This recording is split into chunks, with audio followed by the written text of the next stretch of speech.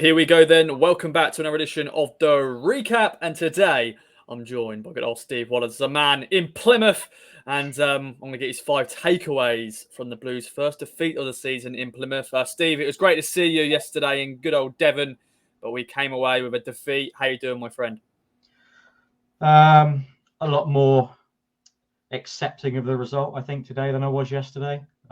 Disappointed yesterday, but I think with a bit of hindsight and a bit of time just to think about it, I'm slightly better. I was more angry at the Sheffield draw, really. I was angry at that one. This one, I'm just a bit disappointed. But yeah, I'm all right apart from that. Not too bad. Nice to catch up with some people and see some people face to face. So had a pasty, had a pint. What else do you want? Yeah, mate, definitely. Of course, we won 3 points at the end of it, but it's just one of those things. Plymouth, I thought, were a decent side, and that's your neck of the woods. So you know a lot of Plymouth fans, and what have they been saying before we get into your 5 takeaways? My Facebook feed was full of Plymouth-related bants last night. I got quite a lot of my mates who I used to go and watch Argyle when I was a little kid, and a load of us used to go as a group. And some of them don't even live in the UK now; they live in Australia. So shout out to Ivy and Marshy and Sparksy and a few of the others. But yeah, just loving the fact that they beat us. I think they took probably more out of it, the fact that we were top as well. So they've beaten another top 6 team. So I think now they're top, aren't they? Yeah, now they're top. So they're there to be shot at. But yeah, it was all good natured banter. Nothing too nasty. So I'm happy with that. That's good. Yeah, they're a friendly bunch. They're a friendly bunch down there. And of course, we brought over 1,000 town fans. Props to them. And it's great. Long journey.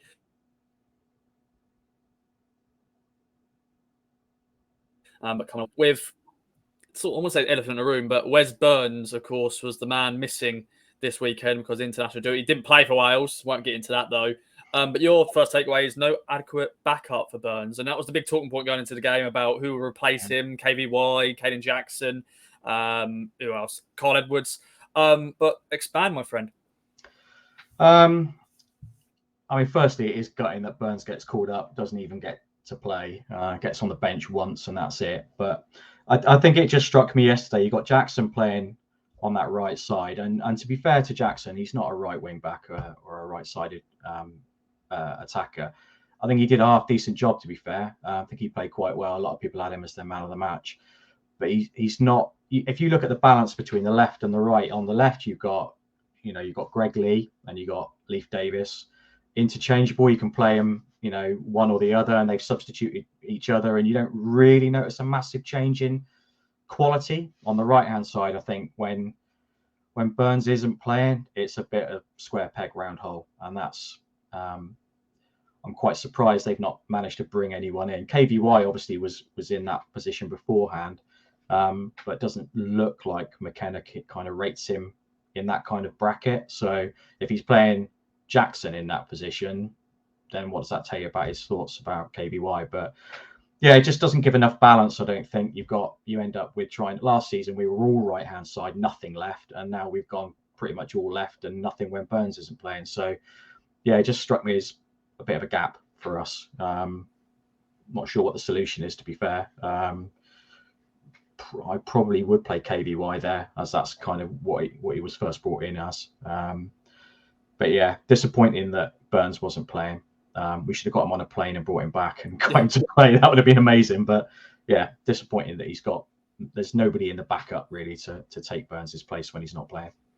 Yeah, I always get surprised when I see Caden Jackson start there. I know he played out at Burton and did okay, and we got the win, just about grinded out a win. But Caden Jackson's a forward, but I'm sure he's got qualities maybe to play there because he's pacey and stuff. But like the defensive work and stuff, I just don't think it works there. And maybe that's the last time we'll see Caden Jackson be experimenting in that position. Hopefully we won't miss Burns. Of course, the World Cup we could miss him, but we shall see. And your second takeaway is talking about formation, and is it time for a formation change? Kieran McKenna has been liking the formation he's using. There's different ways he does it, with 2-10s and blah blah blah, all that sort of stuff. But you think it's time for a formation change, possibly?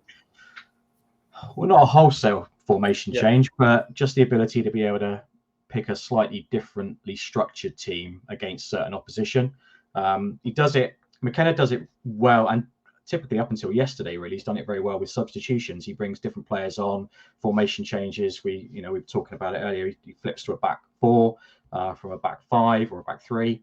But we don't go into games like that. We go in with the same kind of. He's nowhere near as rigid as Cookie, but if I can say that name on this pod, but there doesn't seem to be that willingness to go with a slightly different formation, because a different formation could allow different players to play. I mean, Don Ball's a player that I think could fit into a team, but you'd have to change the formation slightly to get him in. So I'm not doubting McKenna's tactical nous at all. I mean, the guys are, from what we've had before, is just different class. But sometimes you could sense a little bit of frustration in the crowd yesterday when we were watching the game and think, we just need to tighten it up a little bit. We didn't tend to do that. We're not quick enough anyway. So yeah, a bit of a formation change might be something we could look at. Let's talk about your next takeaway, my friend, and it is fragile against the top teams. And it's on the record books. We've seen, the record definitely in League One, beating the top 6 teams. The record's horrible. Just like a TV curse on Sky. Once again, we lost on Sky, but once again, we lost against a top team. It's another one of those. Yeah, I think Matt summed it up yesterday post-match when he was sort of saying, we're a bit of a flat track bully. We're able to take points from all the teams in the lower half of the league or mid-table, and then when we get against the big clubs, we kind of don't seem to perform as well. As I said, the Sheffield Wednesday game was really, really disappointing to throw away a 2-goal lead. And then we get the run of games is just insane, isn't it? If you said that we're going to be playing sort of first, second, third, or fourth in a space of a few weeks, you'd be thinking, what a run. But yeah, we just tend to. It's almost like the occasion gets a little bit too much for them, and they realise that this could be the step, creating a bit of a gap between us and the teams below. We haven't been in that position for years to be able to think like that, and maybe the players just aren't accustomed to pushing on and just driving and trying to create a bit of a more of a gap. So it just worries me that we're a little bit fragile against the top teams, and we shouldn't be, because our squad is amazing. It would go up against any other team in the league if you look at it on paper. I know we don't play on paper, we play on grass, but I think that's a worry for me, that we are a little bit fragile against the top six teams. Because if we don't go up in the top 2, and we are still second, like we lost, but we're still second. We've only lost 1 game all season. If we end up in the playoffs, we're playing top 6. So if we can't beat them during the season, that's going to be a bit of a mental block, I think, for the players when we get to the playoffs, if we end up in the playoffs. So, but yeah, that's kind of one of my takeaways. Just a bit fragile against the top 6. We need to spank someone badly, like 5 or 6, and maybe that will go, and the players will believe in themselves a little bit more. But they just didn't seem to believe yesterday, in my opinion. That's fine. And it proves we're good enough, because we took the lead twice against Sheffield Wednesday. We took the lead against Plymouth. We just couldn't keep that lead. And yeah, we know the rest pretty much. But yeah, we'll move on. Of course, Pompey this weekend is going to be massive. But let's talk about the next takeaway. And it's just the big moment in the game. 2-1 down, last minutes of the game. Corner comes in. Christian Walton runs up. Oh, my dear God, Steve. What was your feeling like in that crowd when Christian Walton come up against his boyhood club? It was on the press duty before the game, talking about his, friends and family in the stadium watching on, and he comes up, heads it, and somehow, I don't know how it didn't go in, but what a moment. I couldn't believe it, because we were pushing so hard in that last sort of 5-6 minutes, and then Walton kept playing further and further up the pitch, bringing the ball out to the halfway line pretty much, and then pinging diagonals towards to the wings. When he came into the penalty box, I was like, here we go. It's just like standard stuff in it. Last 2 seconds, goalkeeper up, trying to get it. Then he gets a bloody header, and it was literally going in top corner. I have seen a photo, and I did chuck it around on WhatsApp groups yesterday, and I don't think people went with it. But it looked in. Cooper got a hand to it. It looked in. Goal line technology. It's bad enough managing to, deal with the refereeing in League One. But, a little bit of technical support would be good there. But it looked in to me. I mean, I squealed. My daughter was stood next to me, and I grabbed her, and she thought I was going to squeeze the life out of her because I genuinely thought it had gone in. And then there was the palm down onto the floor, and then there was a follow up. I can't remember who did that. I can't remember who it was, but that one looked like it was going to go in as well. So that would have been insane if we'd have pulled back to a Desmond from being 2-1 down. He's not bad up front, is he, Walton? No. Yeah. No, we were after a 20-goal a season striker. Maybe put Cladke in goal and move Walton up front might be an option. That's a little bit, I wouldn't want to particularly do that, but yeah, it was a good header, really good header, really good. And it proved on his expressions as well, like he knew that was going to be the only moment probably now in his career that it's ever going to happen. When you actually connect with the ball from the corner and head it, you just got to hope. Sometimes goalkeepers, as you said, when they run up, normally you go, yeah, he's not going to do anything. It's not even going to reach him. But, for him to actually reach a header and then their keeper had to save it. And as you said, it was so close. But yeah, next takeaway, your final takeaway. You mentioned it earlier. We're still in top two. We're still in the automatic promotion. Only one defeat so far this season. The big talking point, of course, is this weekend, Pompey at home. It's going to be a packed out Portman Road, probably a sellout. Big game, and it's an opportunity really for Kieran McKenna and co to really make a statement and get a win there. But yeah, still top two, my friend. Yeah, and I think that was kind of the one thing I took away when I was sort of making my way home yesterday. We are still top two. It is quite tight at the top now. There's only a couple of points between the top 4 or 5, but we're still second. If you'd have said to us back in June, July, you're going to be going into October and you'll be top 2 and you'll have only lost once and you'd have had a really good goal difference, pretty much every Town fan would have had that. We've been banging on for seasons after season that we're not getting in playoffs, we're not getting in the top 2. We're right up there. We've had one defeat. That's it. And it's against a very, very organised, good Plymouth side. I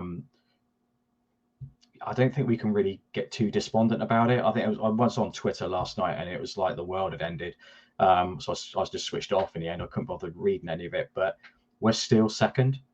If we beat Pompey, which, as you say, is a massive, massive game, but there's links there with Pompey. We got Chaplin and we got Harness.